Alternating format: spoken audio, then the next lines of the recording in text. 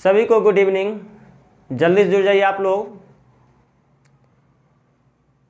और सभी बच्चों को ग्रुप में शेयर भी कर दीजिए। जुड़ गए? स्टार्ट किया जाए। चलिए स्टार्ट करते हैं। सुनिए, पिछले लेक्चर में हम लोग क्या पढ़े थे? राउल्ट के नियमों पर आधारित हम लोग न्यूमेरिकल कर रहे थे। उसमें पहले नियम पर बात किए थे, द्रव में वाष्पशील विलय के लिए हम लोग तो बात कर लिए थे ना। और आज हम लोग बात करेंगे क्या, द्रव में अवाष्पशील विलय के लिए न्यूमेरिकल किस प्रकार से बनाएंगे। थ्योरी तो कंप्लीट होगा, एक बार आपको याद दिला देते हैं। देखिए हम लोग क्या पढ़े थे, किसी विलयन का जो वाष्प दाब होता है, किसका वाष्प दाब? विलयन का वाष्प दाब विलायक के मोल प्रभाज के क्या होते हैं? समानुपाती होते हैं। विलयन का वाष्प दाब क्या माने थे? PS, याद आया? अब समानुपाती को हटाए थे, क्या आया था बाबू? P0 ना। इसके बाद हम लोग ये फॉर्मूला पढ़े थे ना, प्रूफ करके नीचे में जो आया था। इसके बाद डेल्टा P को हम लोग P0 माइनस क्या लिख सकते हैं? PS, और नीचे में P0 तो है ही। और ये जो विलय का मोल प्रभाज है, ये विलय का मोल ऊपर रख दिया है और टोटल मोल नीचे रख दिया है। सही है? देखिए वहां क्या बताए थे, ये जो P0 है बाबू, शुद्ध विलायक का वाष्प दाब है। ठीक है, शुद्ध विलायक का, जब इसमें किसी भी प्रकार का विलय पदार्थ मिला हुआ नहीं हो, उस अवस्था में वाष्प दाब है। ठीक है, और ये जो PS है, ये विलयन का वाष्प दाब है। किसका वाष्प दाब है? विलयन का वाष्प दाब। और ये जो डेल्टा P लिखे हैं, डेल्टा P किसके बराबर है? P0 minus PS। इसके बदले ये लिखे हैं ना। देखिए इसको बोलते हैं वाष्प दाब का अवनमन। अवनमन मतलब होता है क्या? कमी आना। कितना का कमी आया? तो P0 माइनस PS का। सही था। चलिए, और डेल्टा P बटा P0 को बोलते हैं वाष्प दाब का सापेक्षिक अवनमन। घबराइए नहीं, जब आप लोग असंख्य गुणधर्म पढ़िएगा तो फिर से ये प्रूफ करना पड़ेगा। ठीक है, इसलिए घबराना नहीं है। एक बार और थोड़ा देख लिया जाए। देखिए मान लिया जाए एक कंटेनर है, इसमें सिर्फ पानी है। क्या है बाबू? पानी है। पानी है तो ये क्या है? शुद्ध विलायक है। यहाँ का वाष्प दाब जो है P0 है। ठीक है, अब इसमें मान लो चीनी घुला दिए। ठीक है, क्या घुला दिए? चीनी। तो एक विलयन तैयार हो जाएगा। तो ये जो विलयन बनेगा, विलयन, इसका जो वाष्प दाब है ये है PS। ठीक है, ये क्या है? PS, यानी विलयन का वाष्प दाब। अब देखिए पहले का वाष्प दाब और अभी का वाष्प दाब में ज्यादा होता है क्या? शुद्ध विलायक का। जैसे ही कोई वाष्पशील विलय और वाष्पशील विलय घुलाते हैं तो इसके वाष्प दाब में कमी आती है। आगे पढ़िएगा क्यों कमी आती है। ठीक है, घबराइए नहीं। तो ये वाला बड़ा हो जाएगा, ये वाला क्या हो जाएगा? छोटा। तो अंतर कितने का आएगा? तो P0 माइनस PS का। इसी को हम लोग डेल्टा P लिखते हैं। क्या लिखते हैं? Delta P। और इसको बोलते हैं क्या? वाष्प दाब का अवनमन। ठीक है, क्या बोलते हैं? वाष्प दाब का अवनमन। समझ में आया बाबू? चलिए कुछ और बात न्यूमेरिकल बनाने के लिए ध्यान दीजिएगा। एक वायुमंडलीय दाब जो होता है, जिसको हम लोग शॉर्ट में लिखते हैं 1 ATM। क्या लिखते हैं? 1 ATM। ये जो बराबर होता है 1.01 गुना 10 के पावर 5 न्यूटन प्रति मीटर स्क्वायर, या इसी को बोलते हैं हम लोग क्या? पास्कल। अगला 1.01 इंटू 10 का पावर 6 डाइन प्रति सेंटीमीटर स्क्वायर। ठीक है, ये सब याद रखिएगा। इसके बाद 760 टॉर्क के बराबर भी होता है, 760 mm ऑफ Hg के बराबर भी होता है, और 76 सेंटीमीटर ऑफ Hg के भी बराबर होता है, और 1 ATM 1 बार के भी बराबर होता है। ठीक है, अब हम लोग बात करते हैं इसी पर आधारित सवाल को। इत्मीनान से सीखेगा।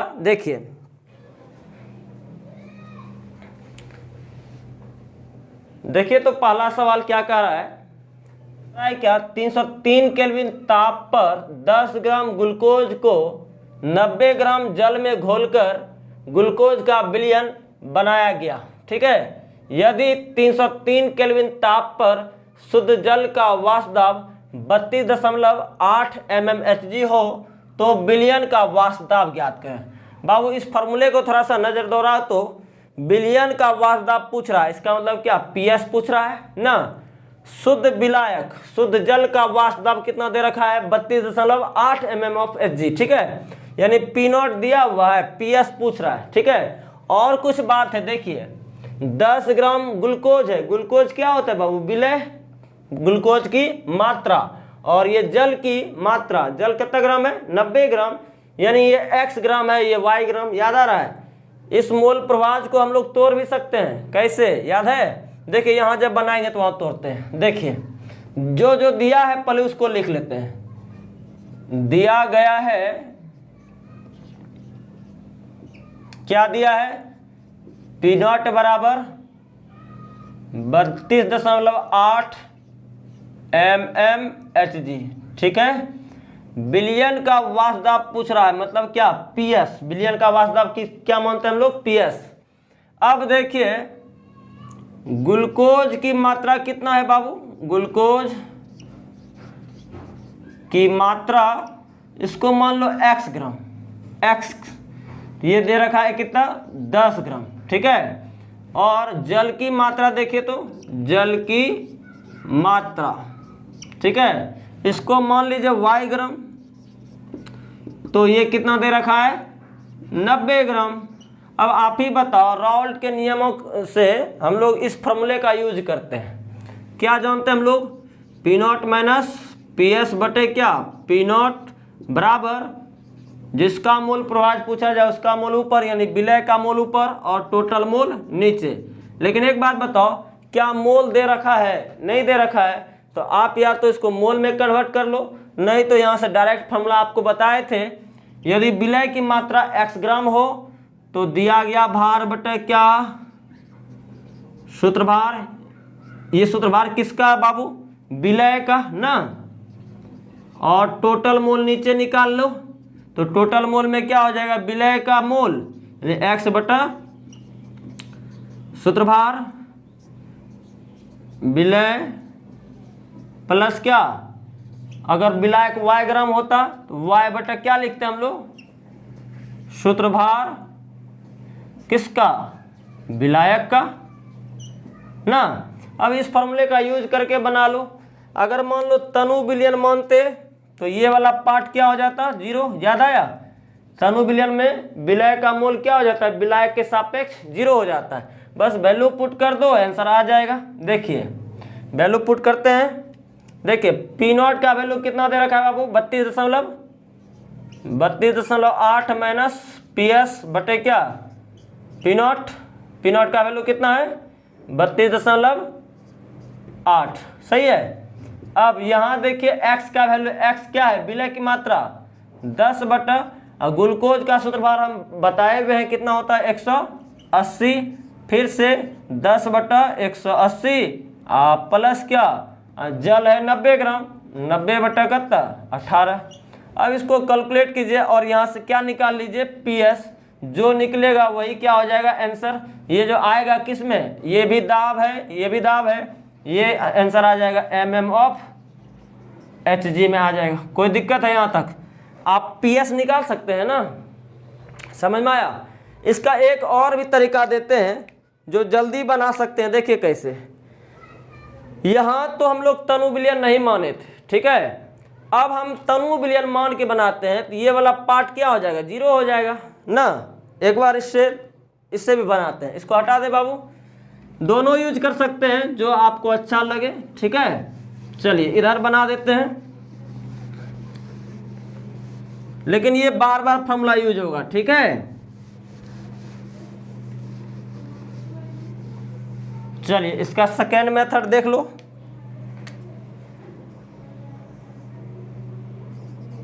सेकेंड मेथड क्या होगा? सब चीज तो दिया हुआ यही है। यहाँ क्या लिखेंगे? P0 माइनस PS बटे क्या? P0 बराबर small n by capital N। ये कब? तनु विलयन के लिए ना। आप मान के बना सकते हैं, कोई दिक्कत नहीं है इसमें। तो ये वाला पार्ट क्या हो जाएगा? 0 ना। यानी आपको सिर्फ लिखना पड़ेगा क्या? x बटा सूत्र भार विलय वाला और y बटे क्या? सूत्र भार विलायक वाला। बस बन जाएगा आपसे, सब चीज़ वही है। यहाँ क्या लिखेंगे 32.8 माइनस पी एस बटे कितना 32.8 बराबर क्या लिखेंगे यहाँ बताओ, विलय की मात्रा 10 ग्राम 10/180 ना, फिर यहाँ 90/18। ये कहाँ से आया समझ में आया, ये जल का सूत्रभार, ये ग्लूकोज का सूत्रभार। तो यहाँ से कटाइए क्या हो जाएगा बताओ तो, ये सुनो कैंसिल ना, तो क्या हो जाएगा 1/18, ये 18 ऊपर चल जाएगा और नीचे 90 कैंसिल 1/90। यहाँ से शॉर्ट हम कर देते हैं, आप सॉल्व कर लीजिएगा। 32.8 माइनस पी एस बटे कितना 32.8 बराबर 1/19। तो यहाँ से पी एस निकाल लीजिएगा, ठीक है। और एक बात ध्यान रखिए, इसका जो आंसर आएगा ओरिजिनल प्रेशर से कम आएगा। क्यों, जब किसी शुद्ध विलायक में किसी अवाष्पशील विलय को मिलाते हैं तो उसका वाष्प दाब क्या होता है, घटता है, ठीक है। तो इसका जो आंसर आएगा ये 32.44 mmHg आएगा। समझ में आ गया बाबू, जल्दी से स्क्रीनशॉट लें तब आगे बात करेंगे, ठीक है। अगला सवाल पर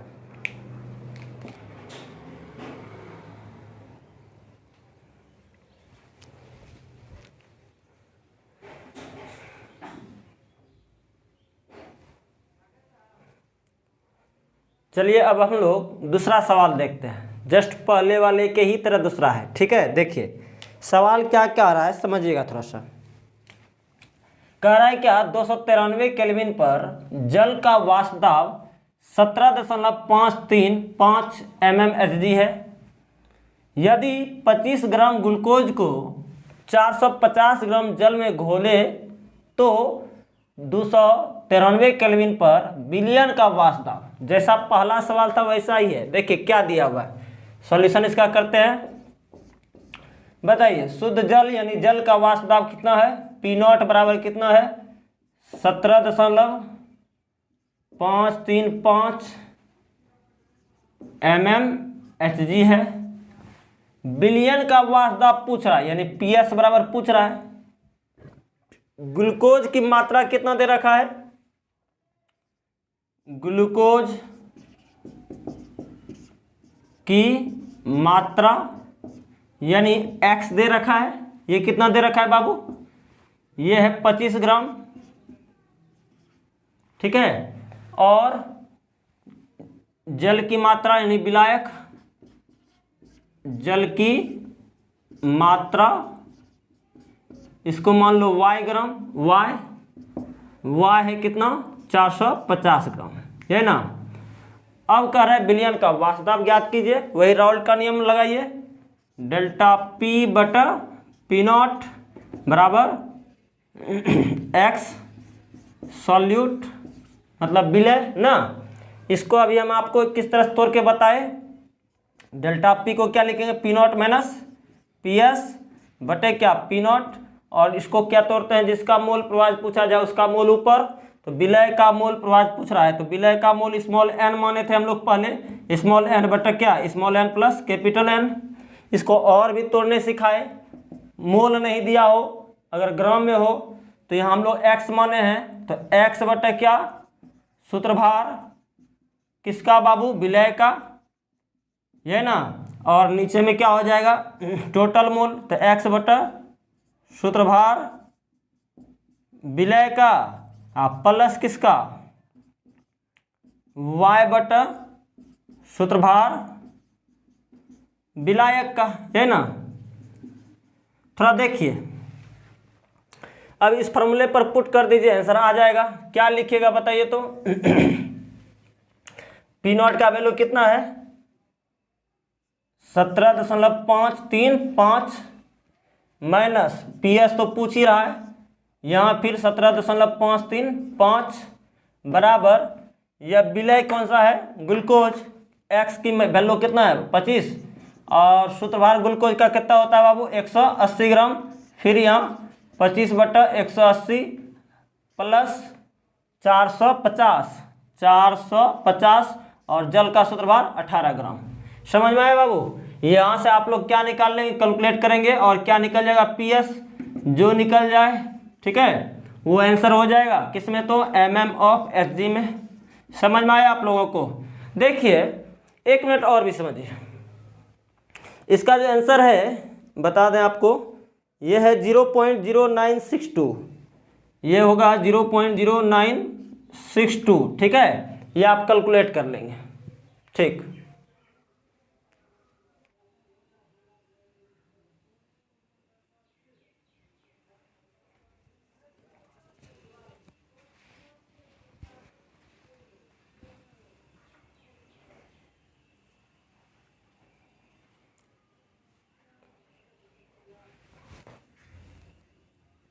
अब हम लोग इसका तीसरा सवाल देखते हैं, ठीक है। देखिए सवाल क्या कह रहा है, कह रहा है कि आप 50 ग्राम जल में यूरिया की कितनी मात्रा मिलाई जाए कि कक्ष ताप पर वाष्प दाब 25% घट जाए, 25% घट जाए। इसका मतलब शुरुआत में 100 रहा होगा ना, अब बाद वाला कितना हो गया होगा, 75, तब ना 100 में 75 घटाएंगे तो 25 घट जाएगा, बोलिए ना। तो इसका मतलब क्या हुआ कि शुद्ध जल का जो वाष्प दाब होगा यानी P0 यह होगा 100, ठीक है, और PS जो होगा ये कितना हो जाएगा, 75 ना।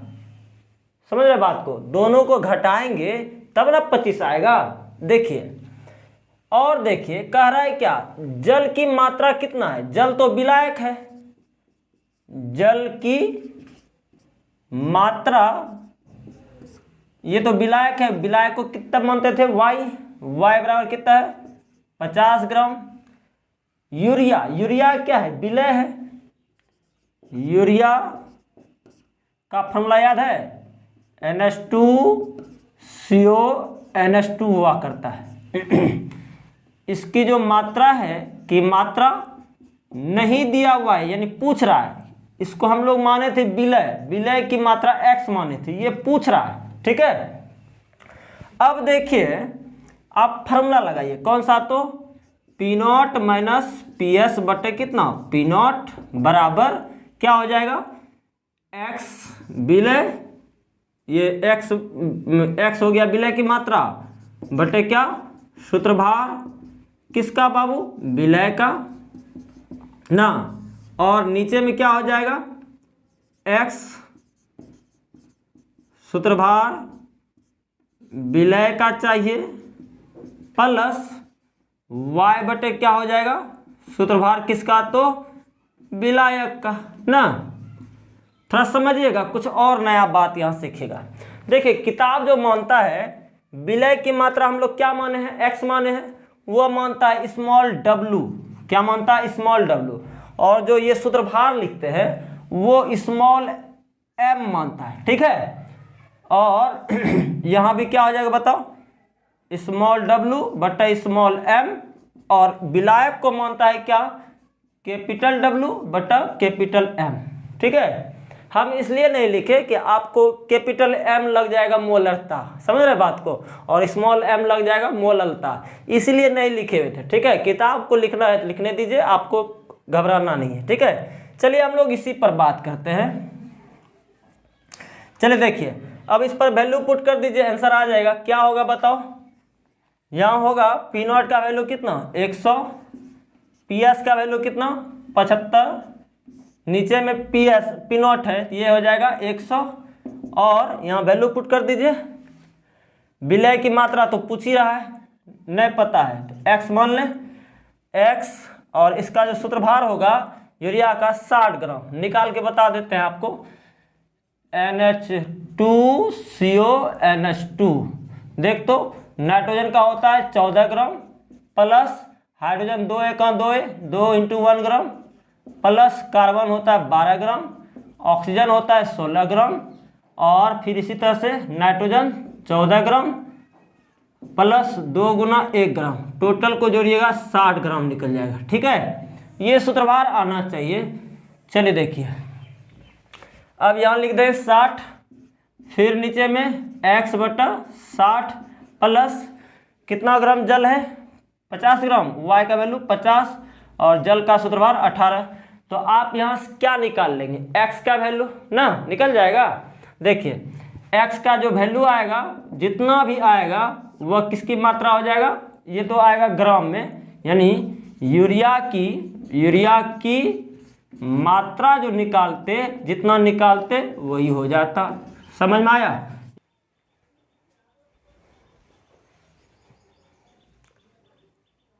चलिए अब हम लोग कुछ अच्छा सवाल करते हैं, ठीक है, घबराना नहीं है। देखिए कह रहा है क्या 300 केल्विन पर जल का वाष्प दाब 12.3 किलो पास्कल है, यानी शुद्ध विलाय का वाष्प दाब दे रखा है क्या जी। इसमें बने अवाष्पशील विलय, कौन सा वाष्पशील विलय है इसके बारे में कुछ बताया नहीं है। कोई भी अवाष्पशील विलय हो सकता है, इसका मतलब क्या है, जिससे वाष्प नहीं निकलता है। आगे बात करते हैं कि एक मोलल का मतलब एक मोललता, याद है, बिलियन का वाष्प दाब ज्ञात करें। देखिए जो जो दिया हुआ है उसको हम लोग लिखते हैं पहले, ठीक है। चलिए देखिए ताप से कोई मतलब यहाँ नहीं है। देखिए जल का वाष्प दाब यानी शुद्ध अवस्था में वाष्प दाब कितना है 12.3 किलो पास्कल, ठीक है। बिलियन का वाष्प दाब पूछ रहा है, पूछने दीजिए। और देखिए क्या दे रखा है, अवाष्पशील विलय, कौन सा अवाष्पशील विलय है इसके बारे में पता नहीं है, खाली लिख दिया है, रहने दीजिए। अवाष्पशील विलय की मोललता, मोलल मतलब मोललता, याद है बताए थे आपको, एक दे रखा है, ये ना। कहता है बिलियन का वाष्प दाब ज्ञात कीजिए। बड़ा आसान है, देखिए ना क्या लिखेंगे, P not minus P S बटे क्या, पी नॉट बराबर एक्स सॉल्यूट मतलब विलय। देखिए आपको जो भी फंसाएगा ना वो मोल प्रवाह में ही फंसाएगा, और मोल प्रवाह का टॉपिक हम अच्छे से बात कर लिए हैं। जब मोललता दिया रहता है तो m/m प्लस 55.5 यूज करते हैं, कब, जब यह शुद्ध जल हो। जलीय विलयन के लिए वाला याद है फॉर्मूला, बस अब वैल्यू पुट कर दीजिए आंसर आ जाएगा। तो इसमें और इसमें बात करेंगे ना जी। तो देखिए पी नॉट का वैल्यू कितना दे रखा है 12.3 kilo pascal minus P S बटा 12.3 किलो पास्कल बराबर मोललता का वैल्यू 1 बटा 1 प्लस 55.5। अब ये पी एस निकल जाएगा। बड़ा आसान सवाल था, सिर्फ घुमाया कहाँ था, ये मोललता देकर ना जी। तो पी एस बराबर जितना आएगा वो आंसर हो जाएगा। ये किस में आ जाएगा तो के पी ए में आंसर आ जाएगा।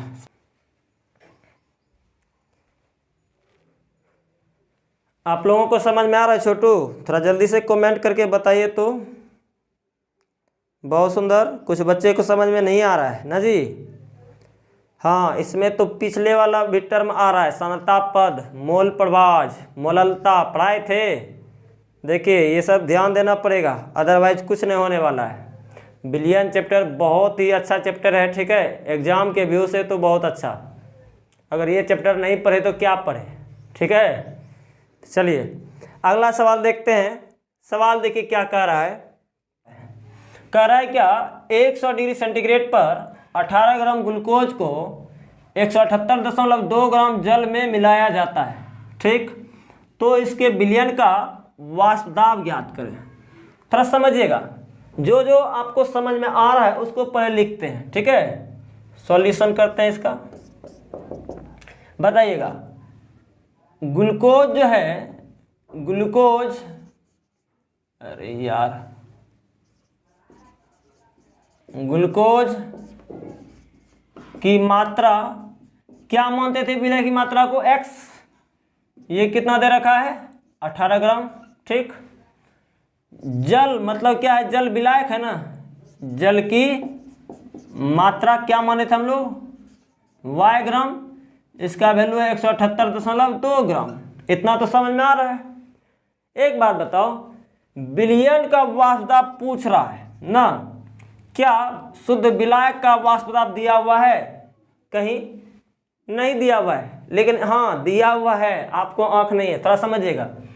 ये जो 100 डिग्री सी है इसका मतलब क्या होता है, ये जलीय विलयन है। इसका मतलब क्या है कि जल जो है 100 डिग्री सेंटीग्रेड पर उबलता है। याद है आप लोगों को? कितना डिग्री सेंटीग्रेड पर उबलता है? 100 डिग्री सेंटीग्रेड पर। और जो जल का उबलना जो है क्या कहलाता है? क्वथनांक। कितना होता है जल का क्वथनांक? 100 डिग्री सी। वह कितने वायुमंडलीय दाब पर? तो 1 वायुमंडलीय दाब पर। कितने वायुमंडलीय दाब पर? 1 वायुमंडलीय दाब पर। यानी डायरेक्ट वे में आपको P0 नहीं दे दिया है, ठीक है, इसको इनडायरेक्ट वे में दे दिया है। क्वथनांक से आपको समझना पड़ता। इसका P0 जो होगा 1 वायुमंडलीय दाब यानी 1 ATM, और 1 ATM बराबर कितना बताए थे? 760 mm ऑफ क्या? Hg, 76 centimetre of Hg, 760 torr, ऐसा कुछ बताए थे पिछले लेक्चर में। आप दोनों में से कोई भी यूज कर सकते हैं। ATM में यूज करेंगे तो ATM में PS आएगा, mm में यूज करेंगे तो mm में आएगा। अब तो आसान है, क्या लिखेंगे बताओ? चूंकि पढ़े हैं क्या? P0 माइनस PS बटे कितना? P0 बराबर x विलय, अरे बाबू यहाँ क्या लिखना पड़ता? सूत्रभार ना, किसका? विलय का। फिर यहाँ क्या लिखते? टोटल मोल ना, x सूत्रभार विलय का, और वहाँ क्या हो जाता? y सूत्रभार विलायक का, यही ना? बस इसका इस पर वैल्यू पुट कर दीजिए, आंसर आ जाएगा। वैल्यू पुट करते हैं, देखिए क्या हो जाएगा। P0 का वैल्यू कितना, किस में यूज करें? ATM में। हम यूज कर रहे हैं mm में, ठीक है। यहाँ लिखेंगे 760 माइनस PS बटे कितना लिखना पड़ता? P0 का वैल्यू कितना है? 760 ना, यहाँ 760। अब यहाँ वैल्यू पुट कर दीजिए, क्या हो जाएगा बताइए? x का वैल्यू 18, और ग्लूकोज है, ग्लूकोज का सूत्रभार 180 ग्राम, ये तो मोल निकल गया। फिर यहाँ 18 बटे 180 प्लस कितना? y का वैल्यू ये वाला 178.2, और जल का सूत्रभार कितना होता है बाबू? 18। अब आप यहाँ से PS निकाल लेंगे, क्या जो कैलकुलेट करके आएगा वो mm में आएगा, mm ऑफ क्या? Hg, आंसर हो जाएगा। कोई दिक्कत यहाँ तक? समझ में आ रहा है आप लोगों को? थोड़ा कमेंट करके बताओ छोटू।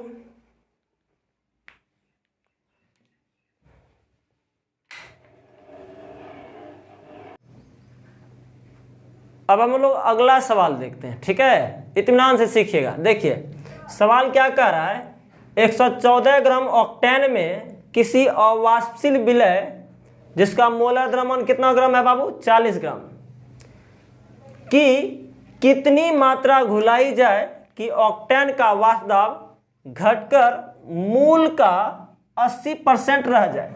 ऐसा सवाल तो करवाए हैं। देखिए यहाँ क्या कह रहा है, 114 ग्राम ऑक्टेन में, जैसे जल में जल क्या हो रहा था? विलायक। उसी तरह ऑक्टेन में, तो ऑक्टेन क्या है? विलायक, ठीक है। अब कह रहा है क्या? अवाष्पशील विलय, जिसके बारे में पता नहीं है कौन सा, ग्लूकोज है कि चीनी है। नाम पता होता तब ना हम लोग अनुभार निकाल पाते, लेकिन हाँ अनुभार तो दे रखा है, खैर। लेकिन यहाँ क्या पूछ रहा है? कितनी मात्रा, यानी विलय की मात्रा पूछ रहा है। ऐसा सवाल तो करवाए हैं। देखिए फिर से एक बार देख लिया जाए। कह रहा है क्या? ऑक्टेन, ऑक्टेन ये क्या है बाबू? विलायक ना, की मात्रा वहां x ग्राम मानते थे कि y ग्राम? y ग्राम मानते थे ना जी। y बराबर कितना दे रखा है? 114 ग्राम, ठीक है। अब अवाष्पशील विलय की मात्रा, अवाष्पशील विलय की मात्रा क्या मानते थे हम लोग? x ग्राम ना। x बराबर कितना ग्राम है? नहीं पता, ये तो पूछ रहा है, इसकी मात्रा तो पूछ रहा है, कितनी मात्रा घुलाई जाती है? x ग्राम। लेकिन हाँ इसका मोलर द्रव्यमान दिया हुआ है तो उसका मोल निकालते समय यूज कर लेंगे, ठीक है। अब बताइए कहता है क्या? इसकी अवाष्पशील विलय की कितनी मात्रा घुलाई जाए कि ऑक्टेन का वाष्प दाब घटकर कितना रह जाए, 80% रह जाए। इसका मतलब है कि P0 पहले कितना रखा गया होगा, 100, अब बिलियन का कितना हो गया होगा, 80 ना, घटकर कितना रह गया होगा, 80 ना। समझ में आए बात को? अब तो बड़ा आसान है, क्योंकि हम लोग क्या पढ़े हैं, P0 माइनस PS बटे क्या, P0 बराबर x सूत्रभार, यहां लिखेंगे सूत्रभार किसका, तो विलय का, यहां भी क्या हो जाएगा, x सूत्रभार विलय का प्लस y बटा सूत्रभार किसका बाबू, विलायक का ना। चलिए अब वैल्यू पुट कर दीजिए, आंसर आ जाएगा। यहाँ क्या पूछ रहा है, x का वैल्यू ना, x क्या है, विलय की मात्रा, पुट कर देते हैं, आप लोग सॉल्व कर लीजिएगा। देखिए P0 का वैल्यू 100 माइनस 80 बटा 100, ठीक है, और x का वैल्यू तो निकालना ही है, ठीक। सूत्रभार कितना, यानी मोलर द्रव्यमान को ही बोलते हैं, आणविक द्रव्यमान, अनुद्रव्यमान, अनुभार या सूत्रभार, ठीक है।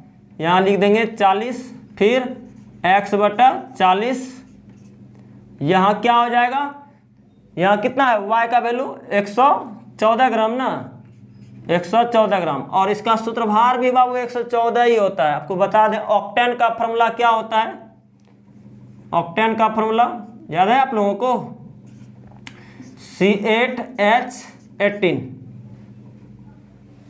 ठीक है।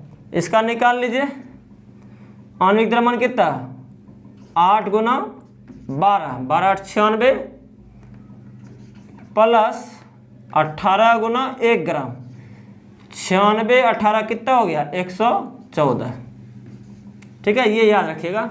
अब यहाँ क्या किससे भाग दे दीजिएगा, 114 से। अब x का वैल्यू जितना आएगा वह अवाष्पशील विलय की मात्रा हो जाएगा, ये जो आएगा वो ग्राम में आएगा, ठीक है। समझ में आया आप लोगों को? जल्दी से कमेंट करके बताइए बाबू।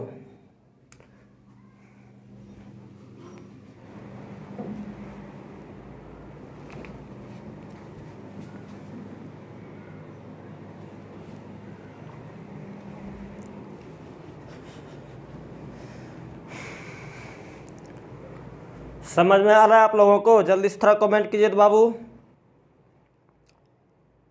एक दो और सवाल करते हैं। देखिए सवाल क्या कह रहा है, कह रहा है क्या, 298 केल्विन ताप पर बेंजीन का वाष्प दाब 0.850 बार है, ठीक है। जब 39 ग्राम बेंजीन में 0.5 ग्राम अउरणशील विलय, अउरणशील विलय मतलब जिससे वाष्प नहीं निकलता है, ठीक है, घुलाया जाता है, तो विलयन का वाष्प दाब 0.845 बार हो जाता है, ठीक है। तो उस विलय का अनुभार ज्ञात करें। देखिए क्या क्या दिया हुआ है, शुद्ध विलायक क्या मानते हैं, P0, शुद्ध विलायक का वाष्प दाब पहले कितना था, 0.850 बार, ठीक है। अगला विलयन का वाष्प दाब क्या मानते हैं हम लोग, PS, ये है 0.845 बार, ये ना। अब आगे बात कीजिए, 39 ग्राम बेंजीन में जिसमें घुलता है वह क्या होता है, विलायक। बेंजीन में क्या है, अउरणशील पदार्थ, यानी अउरणशील विलय पदार्थ या विलय की मात्रा क्या मानते हैं हम लोग, x ग्राम। कितना है ये बाबू, 0.5 ग्राम, ठीक है। अगला देखिए बेंजीन, बेंजीन क्या है, विलायक।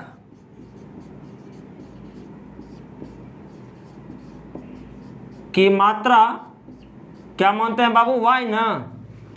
ये है कितना, 39 ग्राम ना। अब फार्मूला पुट कीजिए। फार्मूला क्या होता है? P not minus P S बटे क्या, पी नॉट बराबर एक्स सूत्रभार किसका, विलय का, और यहाँ क्या होता है एक्स टोटल ना, एक्स सूत्रभार विलय का प्लस क्या बाबू, वाई बटा सूत्रभार किसका, विलायक का। देखिए अरे बाबू सूत्रभार मतलब क्या पता है, अनुभार, आणविक द्रव्यमान, ये ना। आपसे देखिए विलय का सूत्रभार पूछ रहा है, मतलब सॉरी अनुभार पूछ रहा है, यानी आपको सूत्रभार ही पूछ रहा है ना। चलिए यानी आपको निकालना है क्या, सूत्रभार। सूत्रभार को ही क्या बोलते हैं हम लोग, अनुभार। ठीक है, देखिए क्या करेंगे आप लोग, वैल्यू पुट कर दो, आंसर ले आओ। पी नॉट का वैल्यू क्या रख देंगे, 0.850 माइनस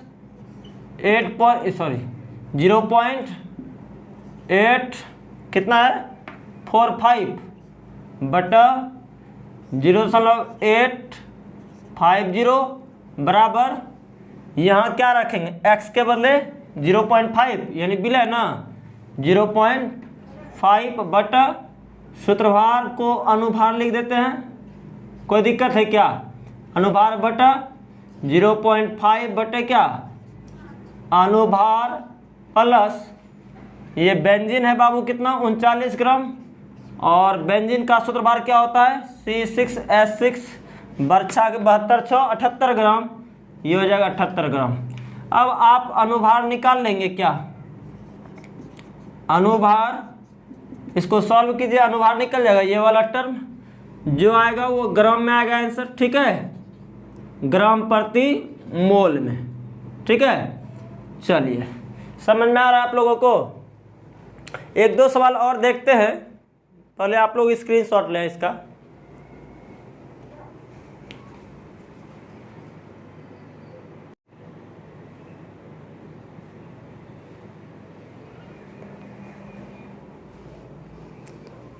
चलिए हम लोग अगला सवाल देखते हैं। देखिए सवाल क्या कह रहा है, 100 डिग्री सेंटीग्रेड पर जल के लिए मोलल वाष्प दाब का अवनमन ज्ञात करें। बहुत अच्छा सवाल है, थोड़ा सीखिएगा। देखिए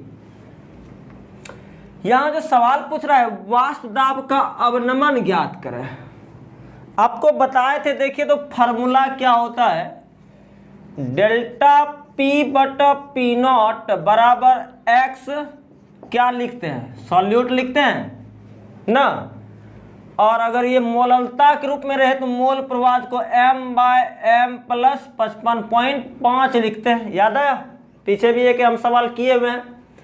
एक बात बताओ, यहाँ जो है आप लिखते क्या थे, डेल्टा पी को शुरू में आपको फार्मूला के बारे में बताया, डेल्टा पी को बोलते हैं क्या, वाष्प दाब का अवनमन। याद आया, देखिए फार्मूला याद नहीं रहेगा तो मज़ा नहीं आएगा। ठीक है, चलिए देखिए, और अभी भी इसके एक दो सवाल पहले आपको बताए, 100 डिग्री सेंटीग्रेड पर जल का वाष्प दाब कितना होता है, कितना 1 atm।